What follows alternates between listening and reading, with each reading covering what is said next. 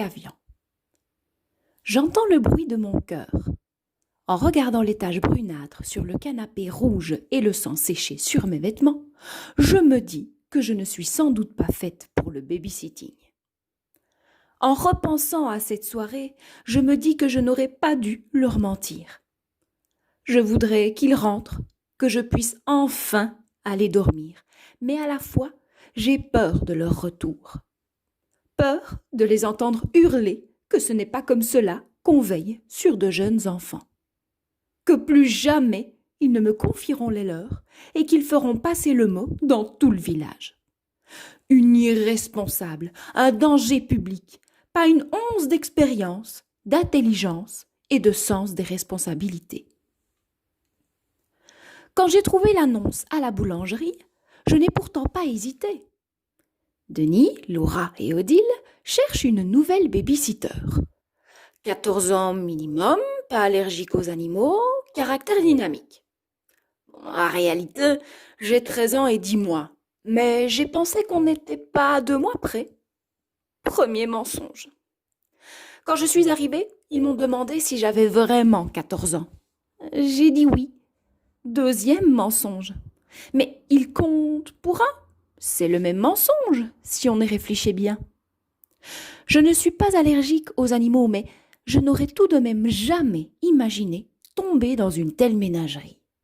6 chats, un chien, 2 tortues d'eau, 2 hamsters adultes et oui de leurs petits.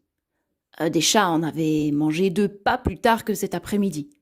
Une chèvre obèse, c'est ce que j'ai pensé en la voyant, et une sorte d'écureuil qui n'en est pas un, qu'ils appellent Jean-Marc, ce qui est le prénom de mon père. À l'instant où j'ai vu l'annonce, j'ai pensé à Sophie. Elle avait 14 ans quand elle a commencé à venir nous garder, mes sœurs et moi. On l'adorait. Nos parents l'adoraient et disaient à tous leurs amis qu'ils avaient trouvé la perle rare.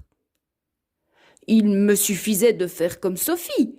C'est pour cela que je suis arrivée chez eux avec un sac rempli de jeux de société et de matériel de bricolage. Évidemment, sur leur annonce, ils n'avaient pas pensé indiquer l'âge des enfants. Denis a 9 ans et ses sœurs viennent d'avoir 1 an. Franchement, je trouve que c'est le genre de renseignement qu'on devrait donner à une babysitter avant.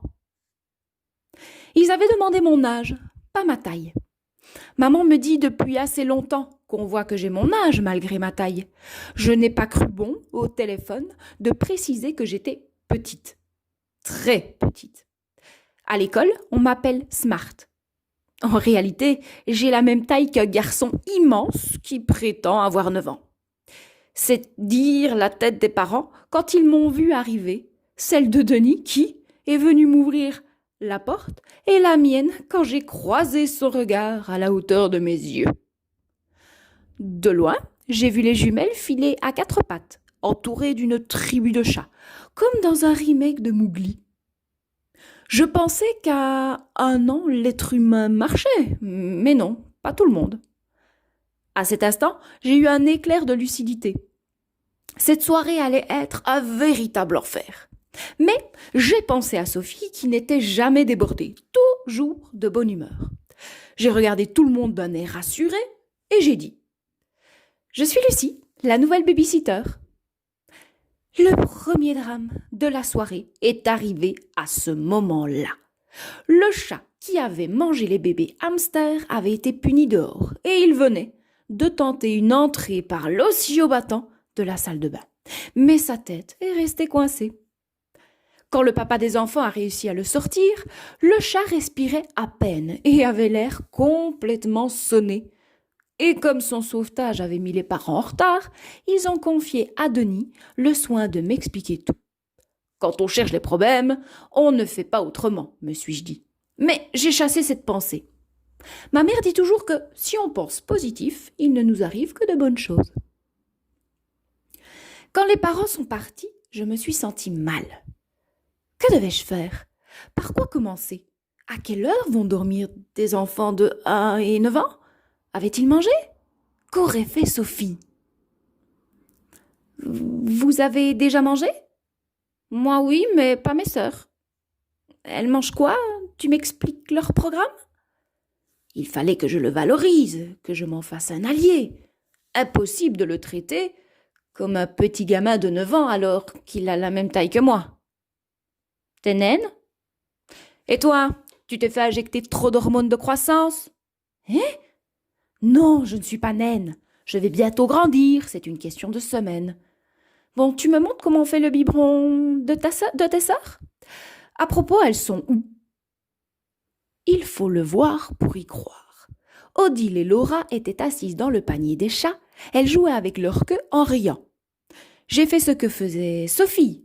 Loi numéro 1, quand un enfant joue et rit, on n'entre pas dans son champ de vision.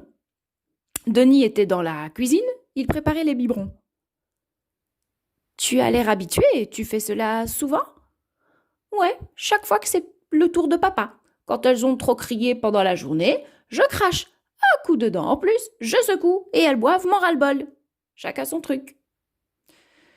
Comment tu fais pour leur donner le biberon en même temps? Elles ont 1 an, cela fait 4 mois qu'elles boivent toutes seules. C'est ton premier babysitting ou quoi? Je me sentais déjà à moitié pas très bien à cause de mon bimensonge, alors j'ai dit que oui, c'était la première fois. J'ai cru qu'il allait perdre confiance ou abuser de la situation, mais pas du tout. Il s'est senti investi d'une mission, m'apprendre à devenir une babysitter exceptionnelle en profitant de sa longue expérience. Il avait déjà eu au moins 7 babysitters. Je l'entendais sans l'écouter. Je ne pouvais empêcher d'horribles images. Les petites en train de se faire dévorer par les chats, ou mangeant les bébés hamsters, dévalant les escaliers, ou se faisant emporter par un voisin tordu. Quand je pense que ma mère se plaint d'avoir des filles tellement ça jacasse. J'étais là depuis une quinzaine de minutes quand le deuxième drame de la soirée est arrivé. Une bête a bondi sur mon épaule, j'ai hurlé et Denis, surpris, a lâché les biberons. Du lait partout. Les petites, en m'entendant crier, se sont mises à pleurer. Je serais bien partie en courant, mais cette bête était toujours sur mon épaule. Impossible de bouger. Mais ne t'inquiète pas, c'est Jean-Marc. Il n'est pas méchant. Bon, je vais calmer les filles. Tu trouveras une serpillière derrière la porte et un seau dans le coin. C'est un furet apprivoisé. Tu ne risques rien, je te dis. Je me sentais ridicule et absolument pas à ma place.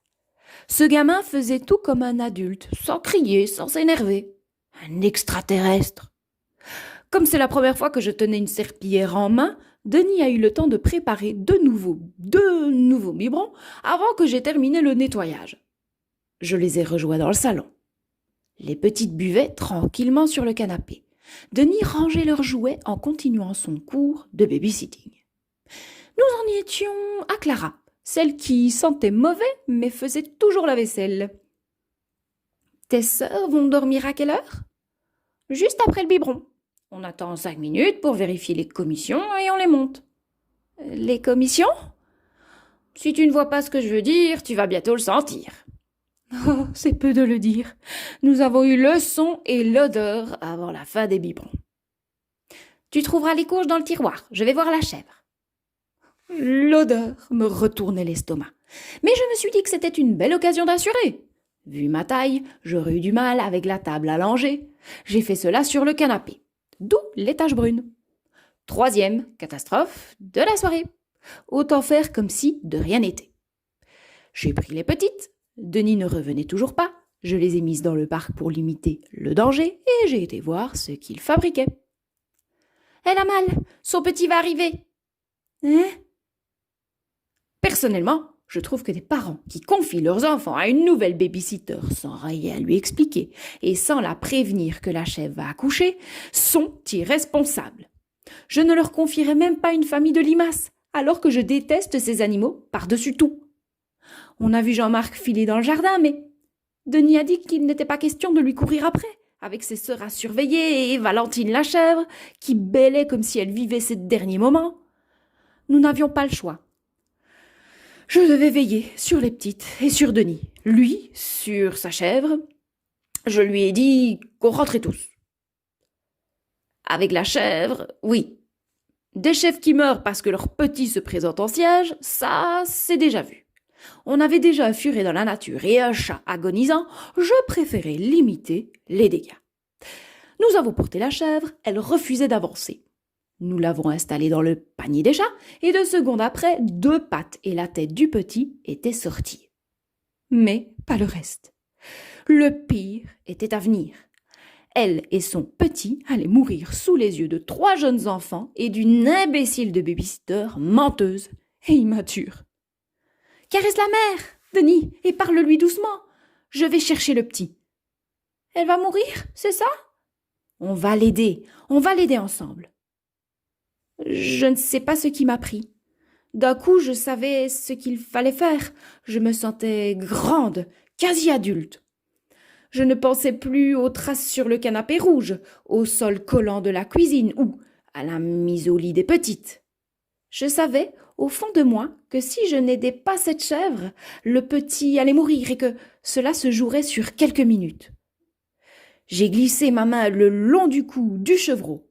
Valentine m'a laissé faire. Elle ne criait presque plus. De l'autre main, j'ai pris les 2 pattes qui étaient sorties et doucement et fermement, j'ai tiré.